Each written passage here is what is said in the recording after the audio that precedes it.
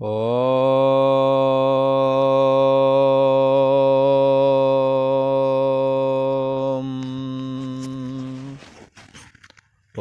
गुरु ब्रह्मा गुरु विष्णु गुरुदेव महेश्वरा गुरु साक्षात् परम ब्रह्म तस्मै श्री गुरुवे नमः। योगेश्वर श्री कृष्ण भगवान की जय। ऐं सरस्वत्यै नमः।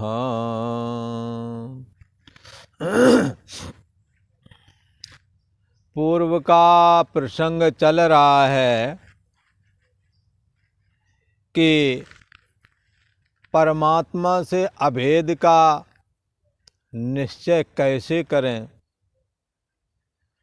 कैसे ध्यान करें कि परमात्मा से अपने को अभेद महसूस किया जा सके। भगवान श्री कृष्ण ने तो कहा कि हमें उपरामता हासिल करनी है। किससे उपरामता भाई हासिल करनी है? तो उपरामता हासिल करनी है जगत की सत्यता से, क्योंकि ये जगत जैसा देखते हो वैसा रहता नहीं। उपरामता हासिल करनी है विषयों की लोलुपता से, और उपरामता हासिल करना है हमने भोग पदार्थों से, और परमात्मा से अभेद निश्चय करना है। परमात्मा से अभेद करने के लिए हमें हमारे जीवन में वैराग्य का होना अत्यंत अनिवार्य है। इसलिए साधक को चाहिए संकल्प प्रवान कामांश त्यक्त्वा सर्वान अशेषिता मनसैवेन्द्रिय ग्रामम विनियम्य समन्तता। हमें चाहिए कि संकल्प से उत्पन्न होने वाली जितने भी कामनाएं मन में हैं, मन सीधी सीधी कामना नहीं करता। मन में प्रथम संकल्प प्रकट होता है और संकल्प के बाद में कामना होती है। इसलिए संतों ने तो कहा, ऋषियों ने कहा, अरे काम का मतलब यहाँ कामना, कोई भी विषय, नाना प्रकार की कामनाएं। ऋषियों ने इस रहस्य को जब जाना तो कहा, अरे काम, मैं तुझको जानता हूँ।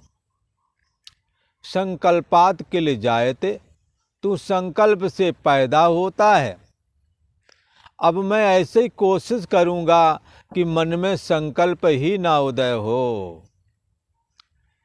जगत कोई वस्तु है, भोग पदार्थ सुख रूप हैं, रमणीक हैं, ये बुद्धि अब अपने अंदर नहीं फुरने देंगे।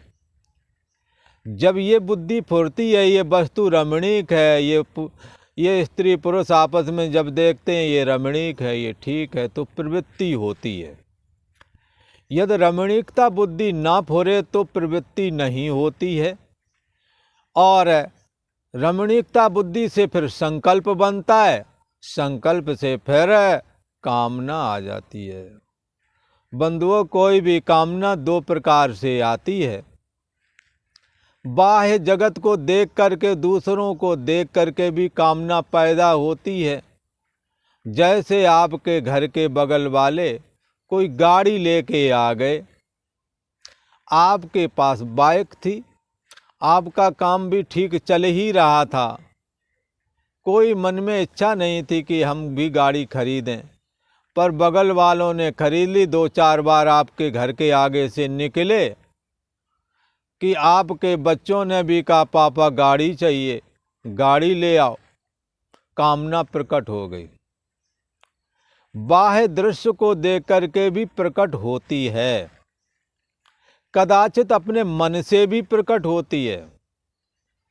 हाँ, मन में आया, लगता है पैसे तो हैं ही हैं, चलो एक गाड़ी खरीद लाते हैं, किसी ने कुछ कहा नहीं, ना कहीं देखा, खरीद लाएंगे, नाते रिश्तेदारी में जाएंगे, थोड़ी इज्जत बन जाएगी। भला ये विचार करके ऐसा ये लोग प्रवृत्त होते हैं। इसी प्रकार से धन, पुत्र, स्त्री आदि सभी में प्रवृत्ति जान लेनी चाहिए।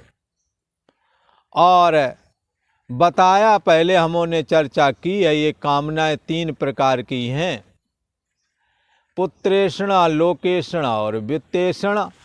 तीनों प्रकार की कामनाएं मन में पहले संकल्प होता है और फिर ये 3 प्रकार की संसार की मुख्य कामना बताई गई।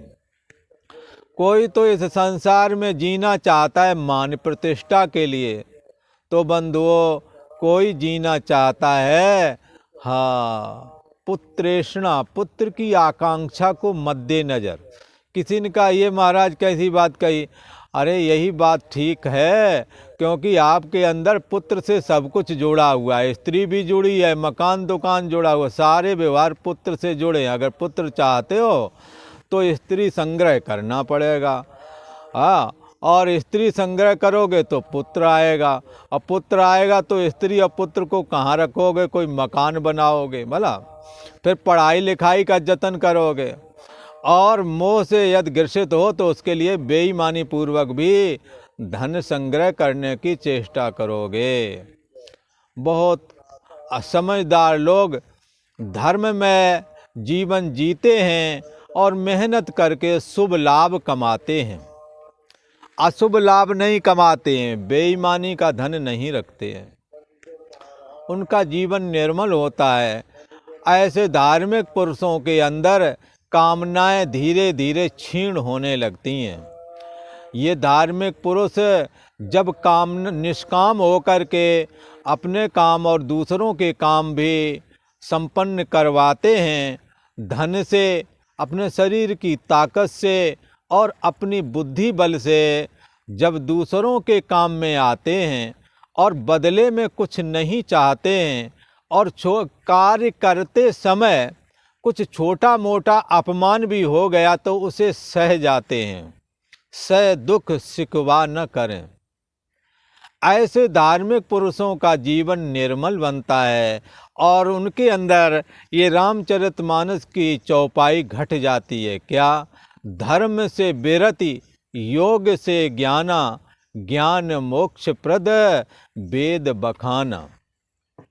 धर्म में जीवन जो जीता है उसका आगे चल करके लगभग 50 वर्ष से ही उसे वैराग्य चालू हो जाता है। उसे लगता है कि हमारे बच्चे सयाने हो जाएं तो मैं इनके ऊपर, इनके कंधों पर अपना भार रख दूं और मैं चलूं परमात्मा का कुछ साधन भजन कर लूं। ये इच्छा बंधुओं सबके अंदर नहीं जगती है, ये उन्हीं धार्मिक पुरुषों के अंदर जगती है। और यही धार्मिक पुरुष जाकर के बाद में परमात्मा श्री हरि नारायण की भक्ति के अधिकारी बनते हैं, और भगवान श्री हरि की भक्ति करने वाला अपने समस्त दुर्गुणों का अंत कर लेता है। इसलिए भक्ति स्वतंत्र सकल गुण खानी, बिन सत्संग न पावे प्राणी। ये चीज़ जो है बगैर सत्संग के समझ में नहीं आती है। तो पुत्रेषणा, लोकेषणा और वित्तेषणा। कोई तो पुत्र का जीने का मतलब स्त्री के लिए जीते हैं, तो स्त्री से ही पुत्र आएगा भला। और कोई लोग धन के लिए जीते हैं। अब कोई स्त्री लोलुपता भी नहीं, लोकेषणा भी नहीं, और सुबह ही 4 बजे नहा लेते हैं, दुकान पे पहुंच जाते हैं। किसी की दुकान नहीं खोलते, पहले नंबर खोल के बैठ जाते हैं, जा कर के रहा ही नहीं जाता कि 2-4-10 मिनट बैठ के भगवान का नाम भी ले लें। और दूसरा और कहते हैं देखो तो सही, बाकी सोते रहते हैं, मैं समय पर दुकान खोलता हूँ, ये है वो है, ऐसी बातें भी करते हैं। तो क्या है, कोई धन के लिए जीते हैं। शाम को जब वो पैसे गिनते हैं लगता है मेहनत पूरी हो गई। जैसे कोई साधु भजन कर लेता है तो लगता है आज का काम हो गया, ऐसे उन्हें लगता है। तो कोई धन के लिए जीता है, कोई संतान यानी धन पुत्र स्त्री आदि के लिए जीता है, कोई लोक में मान प्रतिष्ठा के लिए जीता है। पर कामना ही इस संसार में जीने के लिए विवश करती है। जिसके अंदर कामना नहीं, कामना युक्त पुरुष बंधन बाला कहा जाता है, और कामना से रहित पुरुष ये जीता जी मुक्त कहा जाता है।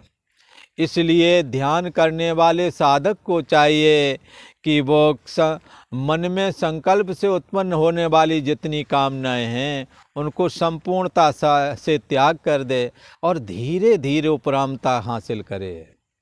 ये तो धागा प्रेम का है, इससे तोड़ना ना चाहिए। हाँ, ये हमें धन पुत्र स्त्री आदि भगवान ने दिए, अपना काम कराना था। हाँ, सृष्टि उत्पन्न करानी थी, वो कर ही दी। अब जो संबंध है, अब ऐसा मत बोलो ना हम किसी के ना कोई हमारे। यद्यप बात तो ये सही है, पर कड़ुआ सच है। कड़ुआ क्यों बोलना? धीरे धीरे उपरामता करो। ऐसा कड़ुआ मत बोलो हमारा तुम्हारे कोई ने, ना तुम हमारे कोई हो। अगला आदमी आपसे दिल जोड़े बैठा है। रहमन धागा प्रेम का मत तोड़े चटकाए, जो टूटे से फिर ना जुड़े और जुड़े गांठ पड़ जाए। इसलिए हमने धीरे धीरे उपरामता करना है।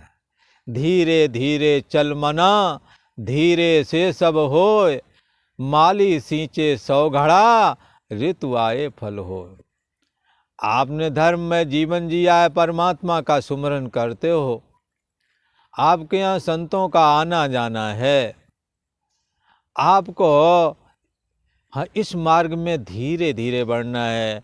धन पुत्र स्त्री आदि से अंदर ही अंदर उपरामता धारण करो और अनुमति लेकर के आप एकांत देश में साधन भजन के लिए जा सकते हैं। तो क्या है, सनई सनई ऊपर मेद बुद्धि धृति गृहीत। आप बुद्धि में धैर्य का धारण करने पड़ेगा। आपके और अड़ोसी पड़ोसी कुछ नए कार्य कर देंगे, आपके लोग कहेंगे देखो उन्होंने ये कर दिया, आप कुछ नहीं करते। बंधुओं, करते करते जीवन गुजर जाएगा। संसार का ये जो क्रियाकलाप है ना, ये कभी अंत को प्राप्त नहीं होते। इस संसार में कोई ऐसा नहीं हुआ जो ये कह के गया हुआ हमारे को कोई काम बाकी नहीं, मैंने सारे काम कर लिए हैं। सब अतृप्त और असंतुष्ट होकर के और अपने अधूरे कार्य छोड़ करके ही इस संसार से पलायन करते हैं। इसलिए बुद्धि में धैर्य धारण करो। आपको राम जी ने बहुत दिया है, जो है उसी में संतुष्ट हो जाओ और धैर्य धारण करके उधर से मुख मोड़ लो। अपनी जिम्मेदारी अपने बच्चों के कंधों पर रख दो और हर हित आप गमन बन कीना, और परमात्मा के चिंतन के लिए किसी एकांत देश में जाओ।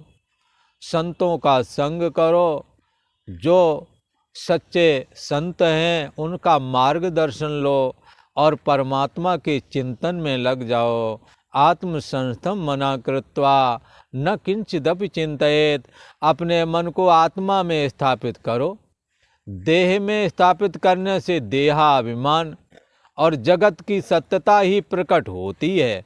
पर बंधुओं, जब मन आत्मा में स्थित हो जाता है, यहाँ मन शब्द करके जीवात्मा को ग्रहण करना चाहिए। इस मन रूप जीवात्मा को आत्मा में स्थिर कर दो ताकि ये सदा सदा के लिए इसका जन्मना मरना खत्म हो जाए। आत्म संस्तम मना कृत्वा, ध्यान में है और जानना पना मात्र करके जो साक्षी आत्मा है उसमें ये परिच्छिन्न व्यक्तित्व पना रूप मन को स्थित करके और है और जानना मात्रपना में ही स्थिर हो जाएं। फिर न किंचिदपि चिंतयेत, फिर कुछ भी ना सोचें, ऐसा करें। और क्या करना है, यतो निश्चरति। ये स्थिर न रहने वाला चंचल मन शब्द आदि विषयों में विचरता है, विचरण करता है। इसे रोक लेना चाहिए, इसे ना जाने देना चाहिए। जबरदस्ती नहीं, प्यार से रोकना है। अरे मन, तू क्यों चाहता है ये विषय किसी के साथ न तो गए हैं और न ही इन्हों से तृप्ति हुई है। या तो भोगने वाले की भोगने की सामर्थ्य खत्म हो गई है, या विषय खो गए हैं। एक ने या तो विषय का अंत हो जाता है या भोक्ता का अंत हो जाता है, इसमें सुख नहीं। ऐसा समझ करके इनसे मन को लौटाओ। मन कहेगा नहीं ये चीज़ तो हमारी स्थायी है, हाँ ये तो मेरी है, तो उससे कहो रे मन छोड़ दे मेरी मेरी, न होगी ये तेरी। इस पृथ्वी पर मानधाता आए, सारी पृथ्वी पर साम्राज्य उन्हों का था। महाराजा हरिश्चंद्र आए जिन्हों का सारे पृथ्वी पर साम्राज्य था। हाँ, धर्मराज युधिष्ठिर पांडव आदि बड़े बड़े बलशाली आए जिन्होंने जीती और कहा ये मेरी है, पर ना उनकी नहीं हो सकी, आज किसी और की है। इसलिए छोड़ दे, ये मेरी है ये मेरी है, ये बात छोड़ दे। ऐसा करके लौटा ले भला। और फिर क्या करे, ये गीता का 6वां अध्याय है और 27वां श्लोक है। भगवान श्री कृष्ण हमसे बहुत सुंदर बात कहने वाले हैं। क्या कहते हैं, प्रशांत मन संह्ययम् योगिनं सुखमोत्तमम् उपैति शांत रजसम ब्रह्मभूतमकल्मषम्।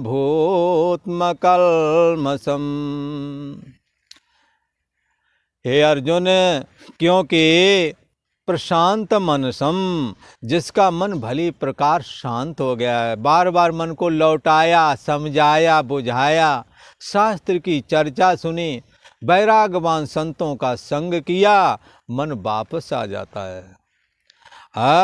जिसका मन इस प्रकार से भली भांत रुका हुआ है, जिसका मन भली प्रकार शांत है, अकलमसम, पाप बुद्धि नहीं रह गई है। कई लोग मिले रहेंगे, नाना तरह के मेल मिलाप रूप क्रियाएं करेंगे और मन में कपट नहीं छोड़ेंगे। भगवान श्री कृष्ण इसका निषेध करते हैं। भगवान राम जी ने तो सीधा ही सीधा कह दिया है, निर्मल मन जन सो मोय पावा, मोय कपट छल छिद्र न भावा। एक भगवान ने कहा हमारे दरबार में सब चल जाते हैं पर कपटी नहीं चलता है। ये कपटी आदमी बात जगह जगह कपट करता है, ईश्वर से कपट करता है, अपने से कपट कर बैठता है। सच्चाई धारण ना करना एक कपट ही है। दे मैं हूँ, दे के संबंधी मेरे हैं, ये यद्यप धारण जरूर करता है पर किसी को भी आज तक ना तो कोई दे रख सका, ना दे के संबंधी उसके साथ निभाए। इसलिए तुलसीदास जी ने तो कह दिया, सुत बनताद जान स्वार्थ रथ, ना कर नेह सभी से, अंतों तोय तजेंगे पामर, तू न तजे अभी से। एक दिन तेरे को छोड़ देंगे और क्या दशा होवेगा। कहते हैं शमशान सुंदर कंचन काया, बोला माटी होवेगी और चर्चा होवेगी गली गली। अच्छा, और शमशान भूमि पर ले जा कर के राम राम सत्य हो जाएगा, अग्निदाह संस्कार कर दिया जाता है। और क्या दशा होती है, बोले हाड़ जले ज्यों लाकड़ी, भला लकड़ी जैसे जलती है ऐसे तो हड्डियाँ जलेगी, भला। और केस जले ज्यों घास, ये तन जलता देख कर भयो कबीर उदास। इस शरीर की यही दशा है, इसलिए लौटा लाओ। परमात्मा श्री हरि की भक्ति करो कि जिनके स्मरण मात्र से नाम लेत भव सिंध सुखाई, करो विचार सुजन मन माही। जिनके नाम लेने मात्र से संसार खत्म हो जाता है, उन श्री हरि नारायण की शरण ग्रहण करना है, परमात्मा श्री कृष्ण की शरण ग्रहण करना है, भगवान की वांगमय जो शरीर गीता है उसको श्रवण करना है, मनन करना है, निधिध्यासन करना है।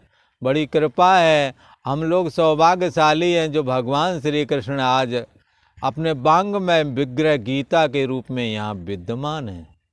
ये हम लोगों के लिए बड़े सौभाग्य की बात है। उनके मुंह से निकले हुए शब्द ये गीता के रूप में विद्यमान है। हमें क्या करना है? जिन्होंने अपने मन को ऐसे शांत कर लिया है, जिसका मन भली प्रकार शांत हो गया है, अकल मसम पाप से रहते हैं। हाँ, आते हैं, प्रणाम करते हैं और देन लेन भी करते हैं कई तो, अब पीछे कहेंगे ये महात्मा ऐसा ही, मैं सब जानता हूँ इसको। तो ये पाप बुद्धि इसको कहते हैं। आप जिसको चाहते हैं, जिसका सत्कार करते हैं, उसको बाद में इस बुद्धि से भी ग्रहण करते हैं कि तो ऐसे ही है। इस करके बंधुओं, हमों अपने हृदय से पाप निकाल देना है।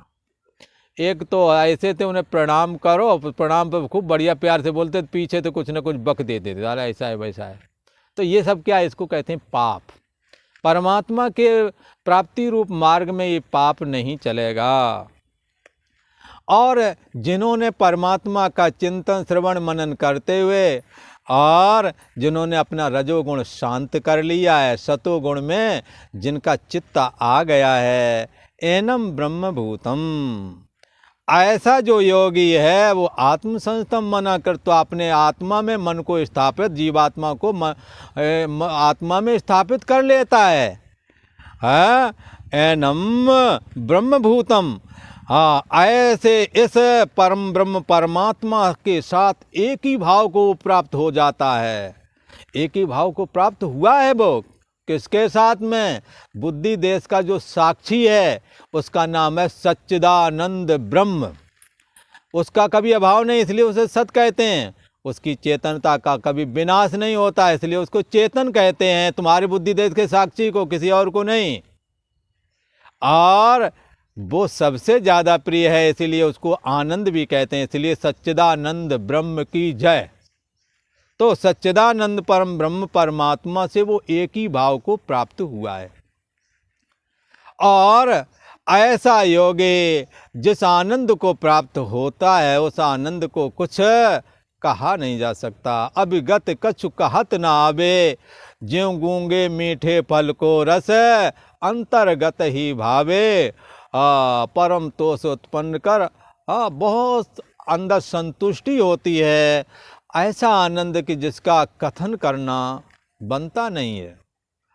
सुनो तात ये अखत कहानी, समझत बनी न जाए बखानी। कहते हैं कि इस साधक ने अपने मन को भली भांत शांत कर लिया है, पाप से रहित है और रजोगुण को शांत कर लिया है। ऐसे इस सच्चिदानंद घन परमात्मा के साथ एक ही भाव को प्राप्त हुआ जो योगी है, उसको उत्तम आनंद की प्राप्ति होती है। और वो आनंद किसी को कहने लायक नहीं, वो किससे कहे? मन और इंद्रियां तो बाहर हैं, वो अंदर की बात है। इसलिए यतो वाचो निवर्तन्ते, वाणी उसका कथन नहीं करती। या प्राप्त मनसा से, मन भी उसको मनन नहीं कर सकता है। ऐसे उत्तम आनंद को प्राप्त होता है। और यही आनंद उपनिषद में आनंदो ब्रह्महित विजानात, आनंद को ही ब्रह्म समझना चाहिए, जो कि तुम्हारे बुद्धि देश का साक्षी है, कहीं दूर नहीं है। आनंदो ब्रह्मेत विजानात, आनंदात ही खलिमान भूतानि जायन्ते। सारी सृष्टि आनंद से उदय हुई है, आनंद में स्थित है, आनंद में लीन हो जाती है। आपने सृष्टि जो पैदा की बगैर आनंद के, आनंद ना मिलता तो आप उस कृत्य को करते नहीं। आनंद के लिए सृष्टि पैदा करते हैं, आनंद से करते हैं, और आनंद के लिए मरने के लिए भी तैयार हो जाते हैं। इसलिए आनंद ही इस सृष्टि का सार है, और वो आनंद कहीं और नहीं। सो प्रभु और नहीं, सो तू है, वो परमात्मा तू ही है। जैसे फूल में खुशबू रहती है, जैसे दर्पण में प्रतिबिंब रहता है, तिम हरि ही बसें निरंतर, घट ही खोजो भाई। इस तुम्हारे अंदर में ये परम ब्रह्म परमात्मा विद्यमान है, उसको ये प्राप्त हो गया है, और ये योगी उत्तम आनंद को प्राप्त होता है। और आज इतना ही। ओम शांति शांति शांति।